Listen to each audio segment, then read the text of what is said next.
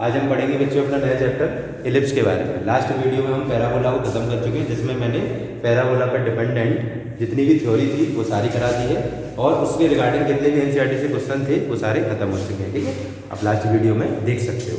आज हम बात करेंगे बच्चों इलिप्स। तो जैसा कि मैंने डिस्कस किया था, ये कॉनिक सेक्शन जो चैप्टर होता है उसी के ये चारों पार्ट होते हैं। ठीक है, जिसमें से हम सर्कल को खत्म कर चुके हैं, सर्कल, पैराबोला ये भी फिनिश हो चुका है और आज स्टार्ट हो जाएगा अपना इलिप्स। ठीक है, इलिप्स जो है बच्चों वो मैंने बताया था कि इसकी जो लेंथ है या इसकी जो शेप है वो डिपेंड होती है इसेंट्रिसिटी पे। इसमें डिपेंड होती है इसेंट्रिसिटी। ई की जो वैल्यू थी इसी आधार पर ये चारों फिगर तैयार होते थे। जैसे अगर ई की वैल्यू एग्जैक्ट 0 होती है तो वो सर्कल बन जाता था, ई की वैल्यू अगर एग्जैक्ट 1 होती है तो वो पैराबोला बनता था, ई की वैल्यू अगर लेस देन 1 होगी तो इलिप्स, ई की वैल्यू ग्रेटर देन 1 होती है तो हमारे पास हाइपरबोला बनता है, एक नया फिगर। तो हाइपरबोला हम लास्ट पढ़ेंगे अगले लेक्चर में। ठीक है, तो इसेंट्रिसिटी पर डिपेंड करती है सारी चीज़ें। ठीक है, चलिए तो अब हम थोड़ा सा डिस्कस करेंगे उसकी डेफिनेशन के बारे में। डेफिनेशन है अपनी, N is the locus, locus वही set of a point, locus of a point in a plane. किसी प्लेन पर अगर कोई पॉइंट्स बने हुए हैं in a plane which moves, जो मूव करते हैं, which moves in the plane, plane पर ही क्या कर रहे हैं बच्चों, मूव कर रहे हैं। ठीक है, इन the plane in such a वे, किस तरीके से मूव करेंगे, in such a way that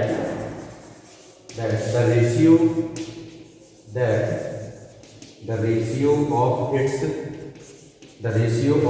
distance from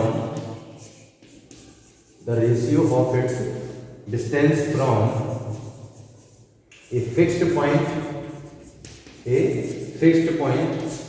the ratio of its distance from a fixed point, जिसको हम फोकस के नाम से भी जानते हैं, in the plane to its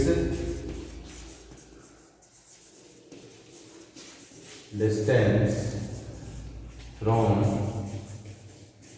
a fixed straight line, ठीक है, जो रेशियो रहेगा इसको हम फिक्स लाइन को बच्चों डायरेक्ट इसके नाम से भी जानते हैं, क्या रहता है वो, is always constant ratio, right, is always constant. जो कांस्टेंट रहेगा, लेकिन वो कैसे कितना रहना चाहिए बच्चों, फिर भी कांस्टेंट रहने के साथ साथ which is less than unity, unity का मतलब होता है 1। ये चीज मैं अभी बता चुका हूँ कि जो रेशियो होता है बेटा, लास्ट वीडियो में मैंने बताया था कि ये जो रेशियो होता है उसको हम किसके नाम से जानते हैं, इसेंट्रिसिटी के नाम से जानते हैं। रेशियो को हम किस नाम से जानते हैं, इसेंट्रिसिटी।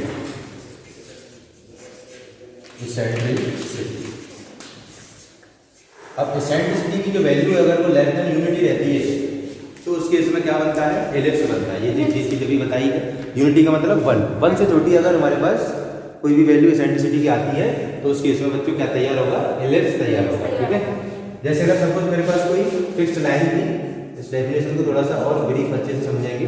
डेफिनेशन क्या थी अपनी, an ellipse is the locus of a point in a plane. एक इलिप्स ऐसे बनती है किसी पॉइंट के लोकस से कैसे तैयार होती है, अगर कोई पॉइंट क्या करे बच्चों, मूव करें उसी प्लेन में, इन सच अ वे, इस तरीके से मूव करें कि that is the ratio of its distance, जिसका रेशियो कहाँ से बेटा, ratio of the distance from a fixed point, किसी फिक्स्ड पॉइंट से डिस्टेंस कहाँ से कहाँ तक बेटा, to the plane its distance from the fixed line. ठीक है, ये चीज थोड़ी सी अभी क्लियर नहीं हो पा रही है, मेंशन करूंगा मैं अच्छे से कि अगर हमारे पास ये इलिप्स का शेप होता है बच्चों, ये चीज आप ध्यान से समझ लें। सपोज अगर ये फिक्स्ड पॉइंट है, ये हमारे पास क्या है, फिक्स्ड पॉइंट।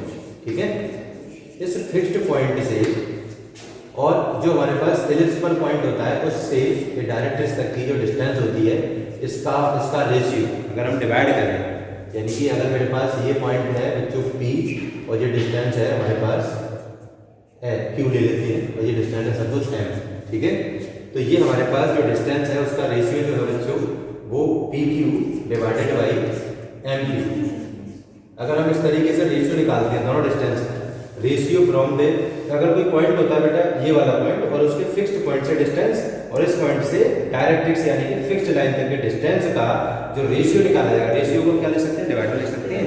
जो रेशियो निकाला जाएगा वो हर जगह क्या रहेगा, एक कांस्टेंट रेशियो रहेगा। मतलब ये जो डिस्टेंस है वो आपस में बराबर नहीं रहेगी। बराबर डिस्टेंस होती है तो पैराबोला बनता था। मैंने लास्ट वीडियो में ये बात बताई थी कि अगर ये डिस्टेंस बराबर होते हैं तो पैराबोला बनता है। लेकिन ये डिस्टेंस इस यहाँ से लेकर यहाँ तक इसका अगर हम रेशियो निकालें और फिर कोई और रेशियो इस तरीके से रेशियो लेते हैं, एक और डिस्टेंस ये वाली ले लिया आपस में, तो इसका भी रेशियो निकालें तो दोनों का रेशियो क्या आएगा उसके सेम आएगा। ठीक है, जनरली मैं डायग्राम थोड़ा सा अलग से अच्छे तरीके से और बताता हूँ जिससे कि बिल्कुल क्लियर हो जाएगी ये बात कि जैसे सपोज मेरे पास ये एक्सेस है, ठीक है, जिसमें ये फोकस है बच्चों फिक्स्ड पॉइंट, इसको एफ मान लिया। ये पॉइंट है पी जो मूविंग पॉइंट है एलिप्स के ऊपर। इस पॉइंट पी से मैं यहाँ तक की डिस्टेंस एम निकालता हूँ और ये तो बच्चों पी से लेकर एफ अपॉन एम से लेकर पी या एम पी। ठीक है, ये डिस्टेंस का रेशियो जो है वो सपोज अगर मैं और दूसरी डिस्टेंस लेता हूँ यहाँ से यहाँ तक, एफ तो एफ सेम ही रहेगा। इस पॉइंट को हमने ले लिया क्यू, इसको ले लिया एम की जगह एम। ठीक है, तो हम अब क्यू से लेकर एफ तक की डिस्टेंस, क्यू से लेकर एफ तक की डिस्टेंस और एन से लेकर क्यू तक की डिस्टेंस, ये जो डिस्टेंस रहेंगे उनका रेशियो बराबर रहता है। लेकिन ये डिस्टेंस आपस में बराबर नहीं होती है। डिस्टेंस बराबर हो जाएंगे तो पैराबोला बन जाएगा। ठीक है, अगर कोई और तीसरा पॉइंट और ले लिया इसी तरीके से, तीसरा पॉइंट हमने कोई यहीं से ये वाला और ले लिया, तो ये मैं पॉइंट सपोज ओ है और ये पी क्यू ये आर है, तो ओ से लेकर आर से लेकर एफ, ये भी बराबर हो जाएगा आर से लेकर एफ अपॉन ओ से लेकर आर। ये भी रेशियो आपस में हर जगह पर इक्वल हो जाता है। ठीक है, तो ये अपनी डेफिनेशन तैयार होती है बच्चों इसकी एलिप्स की, राइट। एलिप्स की बेसिक सी बात है, शेप जो होती है वो ओवल रहती है। इस ओवल शेप से हमारा एलिप्स तैयार होता है। लेकिन इसमें जो इंपॉर्टेंट टर्मिनोलॉजीज हैं वो क्या क्या है, जैसे हमारे पास फोकस होता था बच्चों, पैराबोला के अंदर जो फोकस होता था बच्चों को एक सिंगल फोकस होता था। ठीक है, एलिप्स के अंदर कितने फोकस होंगे, 2 फोकस होंगे, उनको हम फोकाई के नाम से जानते हैं, FOCI इसके नाम से जानते हैं फोकाई। एक और फोकस होगा यहाँ पर FOCI फोकस। ठीक है, एक फोकस होता है तो उसको फोकस कहते हैं। जैसे हमारे पास रेडियस होता है तो उसको एक होता है तो रेडियस कहते हैं, और 2 या 2 से ज़्यादा हो जाता है तो उनको रेडियाई कह देते हैं। ऐसे ही फोकस होता है एक तो फोकस बोला जाएगा, अगर 2 से ज़्यादा हो जाए, 2 और 2 से ज़्यादा हो जाए तो बन जाएगा फोकाई। ठीक है, 2 फोकस होते हैं। इसी तरीके से 2 वर्टेक्स होते हैं। क्यों होंगे बेटा, क्योंकि एक वर्टेक्स हमारा ये वाला बन जाएगा, क्योंकि एलिप्स जो है बेटा वो एक्सेस को 2 पॉइंट पर कट कर रही है। पैराबोला जो होता था वो एक्सेस को एक ही पॉइंट पर कट करता था, ऐसे करके पैराबोला इतना ही बनता है। ठीक है, एलिप्स जो है वो आगे और बढ़ जाती है ऐसे करके, तो एक्सेस को आगे जाके एक और पॉइंट पर कट कर देती है। इस वजह से एक वर्टेक्स ये हो गया, दूसरा वर्टेक्स ये हो गया। समझ में आती बात। फोकस इसी तरीके से एक इधर होता है, तो ये वाली डिस्टेंस को अगर मैं ऐसे निकालूंगा और ऐसे करके निकालूंगा तो ये डिस्टेंस अलग अलग हो जाएंगे, इसीलिए एक और फोकस बना दिया जाता है। तो इसका मतलब जब 2 फोकस होंगे तो 2 ही डायरेक्ट्रिक्स बनाई जाएंगी। यहाँ पर सारी चीजें डबल हो जाती है। जैसे फोकस 1 था, फोकस 2 डबल हो गया, फोकाई हो गया।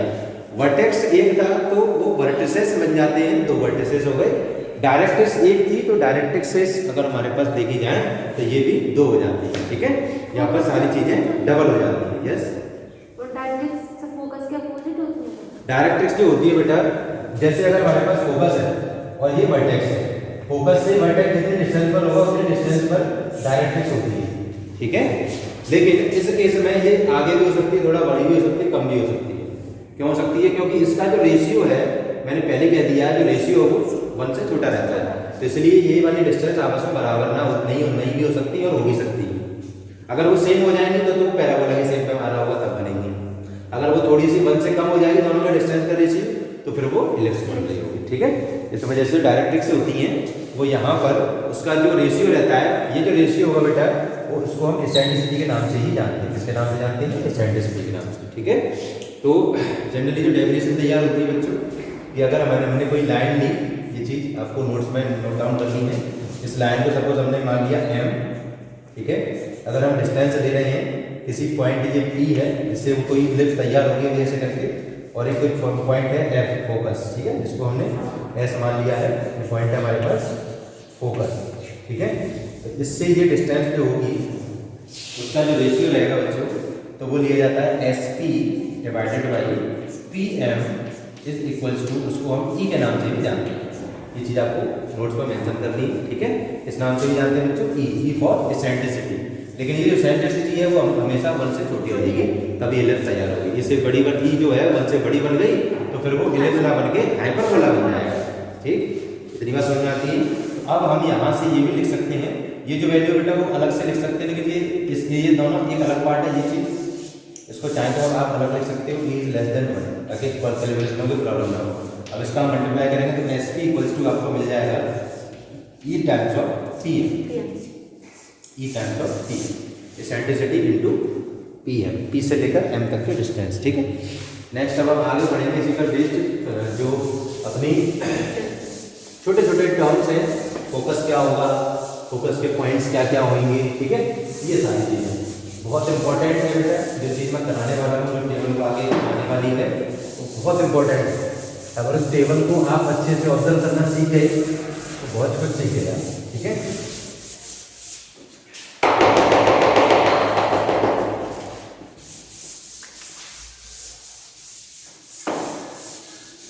जैसे हमने बेटा पैराबोला में पढ़ाया था आपको, पैराबोला में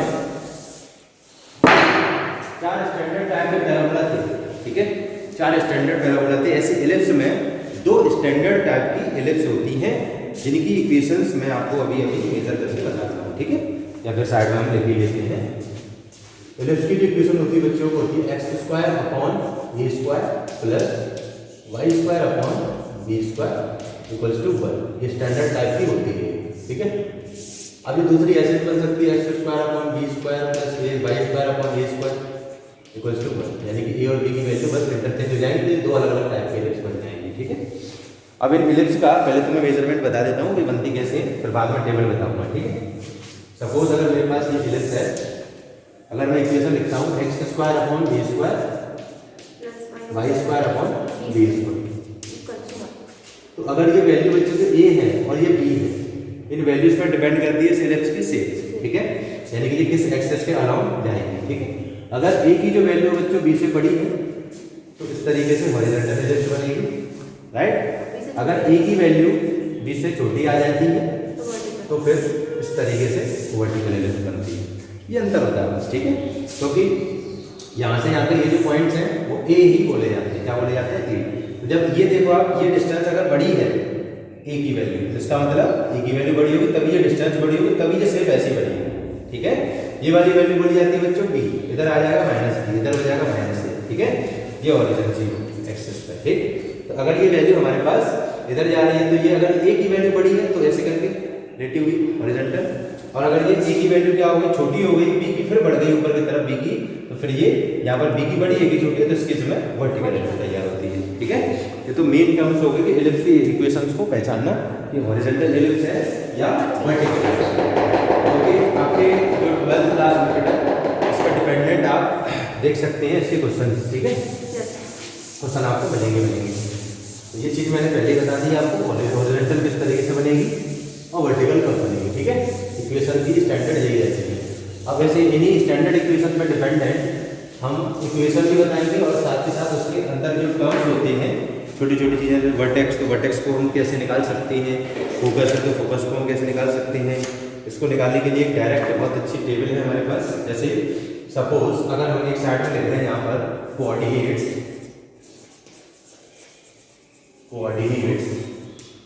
of the centre, coordinates of the centre, centre के कोऑर्डिनेट्स अगर आपको निकालने हो बच्चों। दूसरा अगर जैसे हमें coordinates of the vertices, vertices मतलब वर्टेक्स वही होता है, लेकिन वर्टिसेस क्या बोले जा रहे हैं क्योंकि एक से ज़्यादा है, ठीक है, इस वजह से। आगे अब यहाँ पर बच्चों इक्वेशन होगी और दोनों की मैं अलग अलग लिख देता हूँ। टेबल बहुत काम की है। जैसे इक्वेशन ये रहेगी x² upon a² plus y² upon b²। ये तो पहले टाइप की हो गई। दूसरी टाइप के लिए सीधा सीधा x² अपॉन a²। इक्वेशन तो वही रख लेते हैं, कोई दिक्कत नहीं है, लेकिन कंडीशन डाल देंगे हम कंडीशन अभी क्या डाल रहे हैं, y² अपॉन b²। कंडीशन ये डाल रहे हैं कि यहाँ a की वैल्यू जो है वो b से बड़ी है, तो इसका मतलब इनडायरेक्टली तरीके से बोला जा रहा है कि ये हॉरिजॉन्टल एलिप्स है। अगर यहाँ पर b की वैल्यू a से बड़ी है तो ये वर्टिकल एलिप्स है, ठीक है। या फिर a इज लेस देन, भी लिख सकते हो, एक ही बात है, ठीक है। तो इन तरीके से अगर हम निकालें कि कोऑर्डिनेट्स ऑफ सेंटर, सेंटर के कोऑर्डिनेट जो होंगे वो दोनों केस में बच्चों, दोनों केस में चाहे हॉरिजॉन्टल एलिप्स की बात करें और चाहे वर्टिकल एलिप्स की बात करें, वो 0 0 होते हैं, जैसे कि पहले भी होते थे आपके वर्टेक्स, ठीक है। लेकिन यहाँ पर जो वर्टेक्स होते हैं, वो वर्टेक्स जो होते हैं बच्चों, वो एलिप्स के ये वाले पॉइंट होते हैं, ये और ये, ठीक है। तो इस एलिप्स के ये वाले पॉइंट को अगर हम क्या बोलते हैं वर्टेक्स, तो ये पॉइंट जो है वो बच्चों 0 0 ना होके फिर यहाँ पर कुछ ना कुछ डिस्टेंस क्रिएट करेंगे, तो ये हो जाएगा इस तरीके से बनेगी हॉरिजॉन्टल के लिए। तो a, 0 एंड ये वाला साइड से देखें तो ये डिस्टेंस अगर a है तो ये बन जाएगा a, 0। ये डिस्टेंस अगर -a है तो ये -a, 0। वर्टिकल एलिप्स ऐसे बना देंगे तो ये ऊपर b, 0, b और नीचे की तरफ का हो जाएगा 0, सिंपल, ठीक है। तो आप यहाँ आसानी से लिख सकते हो -a, 0। अगला ऐसे 0, b एंड 0, कोई प्रॉब्लम नहीं होनी चाहिए मेरे हिसाब से, ठीक है। आगे इसमें आप लाइन बनाते जाएं ताकि क्लियर हो पाए, एक ही चीज दूसरी चीज में ना हो जाए, राइट। चलो आगे हम बात करें coordinates of focus. Coordinates of focus कह सकते हो, फोकस कह सकते हो, ठीक है। तो ये डिपेंड करते हैं बच्चों a, e, 0, यानी कि एसेंट्रिसिटी निकाल लें आप और a के साथ अगर मल्टीप्लाई कर देंगे, जैसे इसका फोकस तो ये बन गई और इस वाले वर्टिकल के लिए ये फोकस बन गए। ये फोकस वाले कोऑर्डिनेट जो होते हैं वो a, e, 0 होता है और -a, e, 0, माइनस का a, e, 0। इसके लिए बेटा ये बस एक आगे पीछे बदल जाएंगे, 0, a, e हो गया और 0, हाँ बिल्कुल सही, एंड 0, माइनस का a, e हो गया, ठीक है। तो ये हमने तीसरा पॉइंट तैयार कर लिया इसके बेसिस पर। आगे होता है बच्चों मेरे पास length of major axis. Length of major axis. अब आप पूछोगे सर कि मेजर एक्सिस क्या होता है, वो भी बताएंगे बिल्कुल। एक बार साथ में पढ़ लेते हैं, length of minor axis, length of minor axis, ठीक है। माइनर एक्सिस की लेंथ क्या होगी, तो मेजर और माइनर के लिए हमें कुछ नहीं करना कि जैसे अगर ये हॉरिजॉन्टल एलिप्स की बात कर रहे हैं, पहला हमारे पास कॉलम है हॉरिजॉन्टल एलिप्स का, तो ये यहाँ से लेकर यहाँ ये लेंथ जो होती है इस वर्टेक्स से दूसरे वर्टेक्स को ज्वाइन करने वाली लेंथ को हम एक्सिस बोलते हैं। मेजर बड़ी वाली है तो मेजर, छोटी वाली है तो माइनर। तो ये यहाँ से यहाँ तक ये डिस्टेंस है, ये भी ये डिस्टेंस है, तो कितनी हो जाएगी 2a, राइट। कितनी हो जाएगी 2a, क्लियर है ना। और माइनर की कितनी हो जाएगी ऐसे करके 2, बिल्कुल सही, ये 2 भी हो गई, क्लियर है ना, ठीक है। अच्छा माइनर की यहाँ 2 भी होगी, ये माइनर की ये क्या बन जाएगी 2b, क्योंकि हम एक ही एलिप्स की बात कर रहे हैं ना दोनों केस में। अब हम आगे एलिप्स को चेंज कर देते हैं, ऐसे करके बना देते हैं यूं। अब ये जो मेजर एक्सिस अब ये वाली बन गई, मेजर एक्सिस अब ये वाली बन गई, बिल्कुल वैसे भी लिखा था वो सही भी था। अब ये पॉइंट हमारे पास जो इसको हम b मानते थे बन जाएगा 0, b, ये हो गया 0, माइनस, ये था। अब क्या हो गया, ये जो एक्सिस है वो मेजर की जगह क्या बन गई, माइनर बन गई। तो माइनर में ये हो गई, ये 2a आ जाएगा, उल्टा हो जाता है बस, और ये 2b का 2, बिल्कुल सही था, ये पहले लिखा था, कोई दिक्कत नहीं थी, ठीक है। तो ये हमारे क्या तैयार कर लिए, length of major axis and length of minor axis, right. अगला कोऑर्डिनेट पढ़ते हैं, अगला क्या दे रखा है, equation of major axis and equation of minor axis. कुछ नहीं है, बहुत आसान है। Equation of major axis, seventh है equation of minor axis, equation of major axis, equation of minor axis, ठीक है। अगर हम बात करें बच्चों हॉरिजॉन्टल एलिप्स के बारे में, यहाँ से देखें हॉरिजॉन्टल एलिप्स के बारे में, ये वाली। तो इक्वेशन ऑफ मेजर एक्सिस ये वाली लाइन होती है एक्स एक्सिस वाली। तो एक्स एक्सिस वाली लाइन की इक्वेशन हमेशा होती है y बराबर 0, ठीक है। और अगर हम वर्टिकल एलिप्स की बात करें तो इधर मेजर एक्सिस क्या बन जाएगी हमारे पास, y एक्सिस वाली, तो ये बन जाएगी x = 0, ठीक है। तो पहली केस में आप लिख देंगे y = 0, दूसरी केस में x = 0। अब ये चीज जो है वो अब आगे बदल जाएगी। कैसे, हमने अभी इक्वेशन निकाली है मेजर एक्सिस की, ठीक है। अब हम हॉरिजॉन्टल लेफ्ट के लिए माइनर एक्सिस की वैल्यू माइनर एक्सिस की निकालें तो माइनर एक्सिस होती है ये वाली। तो ये जो लाइन होती है वो x = 0 वाली होती है। तो बस ये चीज इंटरचेंज हो जाएगी, x = 0 यहाँ आ जाएगा और y = 0 इधर चला जाएगा, कोई परेशानी नहीं होनी चाहिए। चलो ये भी निकाल ली हमने, ठीक है। आगे हाँ लेटेस्ट क्वेश्चन भी होता है यहाँ पर। आगे बेटा सबसे पहले equation of directrix, equation of directrix बहुत इंपॉर्टेंट है, इक्वेशन ऑफ डायरेक्ट्रिक्स, ठीक है। अच्छा यहाँ पर 1 2 3 चीजें 3 आ जाएंगे यहाँ पर 9 10 और ये थोड़ा सा मैनेज करके यहाँ पर लेवल लेना पड़ेगा हमें, ठीक है। चलो तो अब यहाँ पर एक रहेगा अपना इसेंट्रिसिटी, ये निकालना है। Length of latus rectum, length of latus rectum को आप जानते हो LR लिख सकते हैं। ये क्या फोकल डिस्टेंस ये भी होता है, कभी एक पूछा भी जाता है तो लिख देते हैं फोकल डिस्टेंस, ठीक है। फोकल डिस्टेंस फोकस से जो पैराबोला तक की डिस्टेंस होती है, सॉरी इलिप्स तक की डिस्टेंस होगी, उसे हम फोकल डिस्टेंस के नाम से जानते हैं, ठीक है। तो अभी लास्ट बचा हुआ है। चलिए तो अब हम कहाँ तक पहुँच चुके बेटा, इक्वेशन ऑफ डायरेक्ट्रिक्स तक अब हम बात करेंगे आगे। इक्वेशन ऑफ डायरेक्ट्रिक्स निकालने के लिए हमें क्या क्या चीज़ों का इस्तेमाल करना पड़ेगा, उस चीज़ को देख रहे हैं। अच्छा ये लेकिन कुछ फ्रैक्शन में है, अंडरवुड में है, ये चीज़ ऐसे यहाँ पर आनी पाई। चलो देखते हैं आ जाए। तो इक्वेशन ऑफ डायरेक्ट्रिक्स निकालने के लिए बच्चों जो ई निकालनी थी, बस आपको क्या करना है, x = E/E लिख देना, ठीक है। और दूसरी दो हमारे पास डायरेक्ट्रिक्स होती है ना, एक इधर होती है और एक इस साइड में होती है, ठीक है। तो जो फोकस से पास होगी हमें पता है कि यहाँ से यहाँ तक जो डिस्टेंस रहेगी वो ए रहती है और ये वाला रेशियो ई होता है, ठीक है। तो दोनों का प्रोडक्ट कर देते हैं। तो अभी हमने लिखा था, आपने स्टार्टिंग में देखा होगा कि ई टाइम्स ऑफ जो डिस्टेंस थी उसका ई टाइम्स मल्टीप्लाई करके हमने लिख दिया था, क्रॉस मल्टीप्लाई करके। तो ऐसे ही हम क्या निकाल सकते हैं, उसको डिवाइड लगा के A/E निकाल के हम क्या निकाल सकते हैं बच्चों, इक्वेशन ऑफ डायरेक्ट्रिक्स। कुछ नहीं करना, बस हमें ABC अभी यहाँ पर यूज नहीं किया गया है। C जो होता है बेटा इनडायरेक्टली तरीके से A/E का प्रोडक्ट ही होता है, A/E का प्रोडक्ट ही होता है C पे, या तो A/E लिखो या C लिखो। अब ABC तीनों को निकालने के लिए फॉर्मूला और बताऊंगा लास्ट में, तो आप आसानी से हर चीज निकाल सकते हो, ठीक है।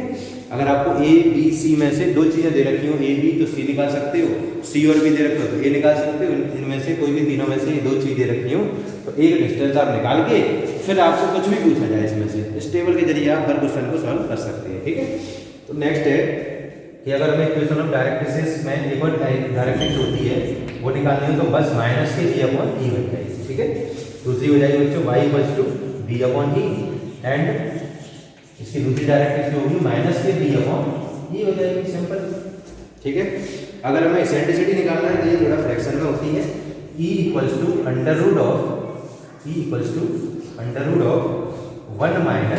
B²/A², ठीक है।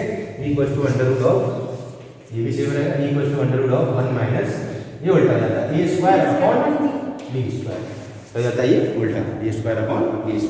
ABC की वैल्यू निकालनी है, बस पुट करते हुए चले जाना है इसमें, ठीक है। नेक्स्ट है ये आएगा 2B²/A², ऐसे लिख देता हूँ 2B²/A², ठीक है। ये उल्टा हो जाएगा 2A²/B² हो जाएगा, ठीक है। फोकल डिस्टेंस होती है बच्चों A ± E × x, ये बन जाएगी B ± E × y। बस इतना सा टर्म अगर आपको याद है तो कोई भी क्वेश्चन आपसे छूटने वाला नहीं, ठीक है, राइट। हाँ जो भी चीजें हैं बस हॉरिजॉन्टल की अगर आपको याद है तो आप वर्टिकल में क्या करना है, तो सिंपल आपको अपोजिट करते हुए चले जाना है।